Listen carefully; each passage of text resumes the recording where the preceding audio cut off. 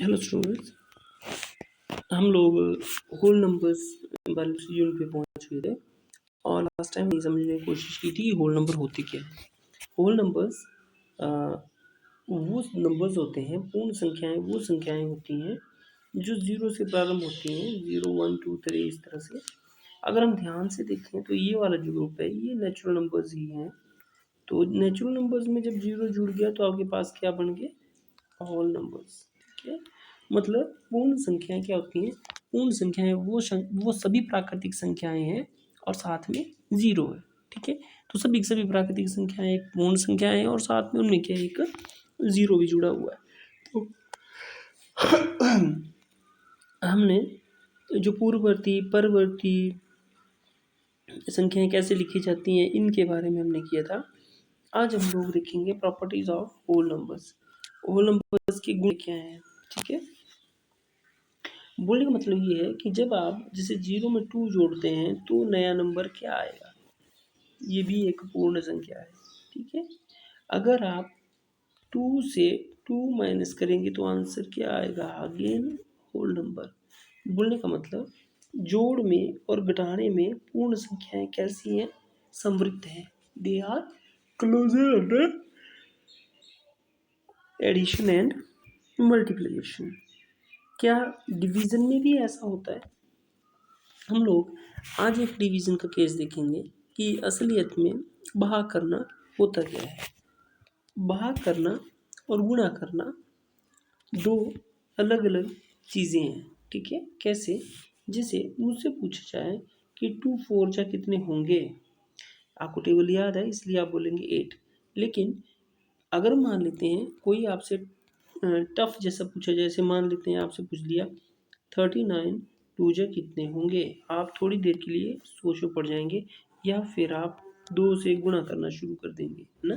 एक अन्य तरीका ये भी है कि आप 39 में 39 जोड़ो और आपके पास कितना आएगा, 78, जो सही है। ठीक है, अब मैं आपसे ये पूछूं कि 39 3 जा कितने हुए। अब आप फिर वही, या तो आप 3 से गुणा करना शुरू कर देंगे या अन्य तरीका ये भी है कि 39 को आप 39 को आप 3 बार जोड़ो। ठीक है, आपके पास 87 आ जाएंगे और ये हो गया। ठीक है, बोलने का मतलब ये है, बोलने का मतलब ये है बेटा कि गुणा कुछ नहीं है, multiplication is nothing but the repetition of addition. ठीक है, जो गुणा करना है वो कुछ नहीं है बल्कि गुणा करके हमें संख्याओं को बार बार जोड़ के प्राप्त होने वाला परिणाम ही प्राप्त होता है। ठीक है, इसी तरह से जब हम डिवीज़न की बात करते हैं तो डिवीज़न कुछ नहीं है, डिवीज़न हमें बार बार घटाने पर, कितनी बार घटाना है हमने, उसका ही परिणाम हमारे पास आता है। जैसे मान लो मेरे पास एक टोकरी है और इसमें 8 लड्डू हैं। ठीक है, और ये हमारी कक्षा में 4 बच्चे हैं। ठीक है,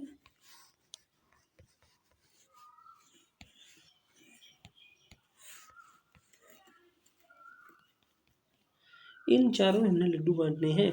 मैं क्या करूँगा कि एक लड्डू पहले एक को दूंगा। ठीक है, तो फिर दूसरा लड्डू दूसरे को दिया, ये कट गए। फिर तीसरा तीसरे को दिया, ये भी गया। फिर चौथा लड्डू चौथे को दूंगा, ये भी गया। फिर मेरे पास अभी और बच रहे हैं, फिर मैं फिर पहले वाले के आऊँगा, फिर मैं दूसरे वाले के पास आऊँगा, फिर तीसरे के पास, फिर चौथे के पास। आप देखेंगे कि प्रत्येक को कितने लड्डू मिले वो कुछ नहीं है, वो हो हमारे पास डिवीज़न है। 8 लड्डुओं को 4 बच्चों में बांटा, 4 दूने 8। ठीक है, तो हमारे पास डिवीज़न कुछ नहीं आता है बल्कि रेपिटेशन ऑफ सब्ट्रैक्शन जो है उसका ही रिजल्ट आता है। जैसे 8 को मैंने 4 में बांटना था तो 4 से 4 माइनस किया, बच गए 4। फिर 4 से माइनस करूँगा, बच गए 0। कितनी बार मैंने माइनस किया, 2 बार। वो हमारे पास क्या था, क्वोशिएंट। ठीक है, अब देखते हैं कि अगर मुझे किसी संख्या को, मान लेते हैं 15 ही है, इसको 0 से भाग करना हो, या पहले हम भाग करने में देखते हैं, भाग करने के कुछ नियम होते हैं उनको समझने की कोशिश करते हैं कि भाग करना होता क्या है। जब भी हमने मान लेते हैं 8 को 2 से भाग करना है, जब भी हमें किसी संख्या को भाग करना होता है, या ये टेस्ट इसको चेंज करता हूँ मैं, ये जैसे हमारे पास 15 को 2 से भाग करना है, जब भी हमने किसी संख्या को भाग करना होता है तो हम लोग टेबल पढ़ना शुरू करते हैं। और शायद आपको याद होगा द फर्स्ट स्टेप ये होता है कि एक तो ये कि हम लोग डिवीज़न इस तरफ से करते हैं, है ना? तो सबसे पहले हम जो पहला वाला अंक है उसको देखेंगे। मैं थोड़ा वैसे आपको ईज़ी सा क्वेश्चन है, लेकिन अब ये बता रहा हूँ कि कैसे डिवीज़न किया जाता है। तो 2 का जो पहाड़ा है मेरे पास वो हमेशा 0 से शुरू होना चाहिए और 9 तक जाना चाहिए, 10 तक नहीं हम पढ़ते है ना। 2 का 0 से कोई भी जब भी हम डिवीज़न करते हैं तो किसी भी जिससे भी हम लोग जिस भी डिविडेंड से हम लोग जिस भी सॉरी डिवाइज़र से हम लोग भाग कर रहे हैं, जिस भी भाजक से हम लोग कर रहे हैं, उसका जो टेबल है वो 0 से ही शुरू होना चाहिए और 9 तक। तो मैं यहाँ 2 का टेबल पढ़ूँगा ताकि 1 आए। तो आप देख रहे हैं कि 2 का टेबल 1 तो 0 पे ही आएगा और कहीं नहीं आएगा। सो मैंने 0 बार पढ़ा और माइनस करके माइनस करते हैं, बचा कि 0 बार पढ़ेंगे तो 0 बचा कितना 1। इस 1 को हम लोग एक कंपैरिजन करेंगे कि 1 और 2 में क्या संबंध है। देखिए ध्यान से देखिए यहाँ कि जो जब मैंने पहली बार डिवीज़न का पहला स्टेप लिया तो जो हमारे पास रिमाइंडर आया वो डिवाइज़र से छोटा है, जो शेषफल है वो भाज्य से छोटा है। ठीक है, अब हम क्या करते हैं, एक चीज़ देख ली। अब हम अगला अंक उतारेंगे, हो गए 15। अब 2 का टेबल पढ़ना है ताकि हमारे पास 15 आए। तो आप जानते हैं 2 6 12 होते हैं, 2 7 जा 14 होते हैं। तो 2 सतिये 14, कितने बचे 1। तो जो आंसर है हमारे पास वो कितना आया, क्वोशंट है वो 7 एंड रिमाइंडर है 1। रिमाइंडर जो जिसको हम लोग शेषफल बोलते हैं वो हमेशा भाजक से क्या होना चाहिए, छोटा। यदि छोटा नहीं है तो हमारा वो भाग गलत होता है। तो इस वाले केस में हम लोग एक मैं आपको प्रश्न दे रहा हूँ और इसमें आपने मुझे ये बताना है कि क्या भाग हो रहा है सही या नहीं। अब मैंने 15 को 0 से भाग करना है, तो जब 0 से भाग करूँगा तो 1 0 के टेबल में तो 0 0 0 0 9 0 सभी ये 0 ही आएंगे। तो 0 का टेबल पढ़ना है ताकि 1 आइए, 1 से कम, तो 0 बार पढ़ूँगा, 0 बार पढ़ा और ये माइनस करके कितना आया 1। और 1 0 से क्या होता है, बड़ा। आपके पास शेषफल भाजक से क्या आ रहा है, बड़ा।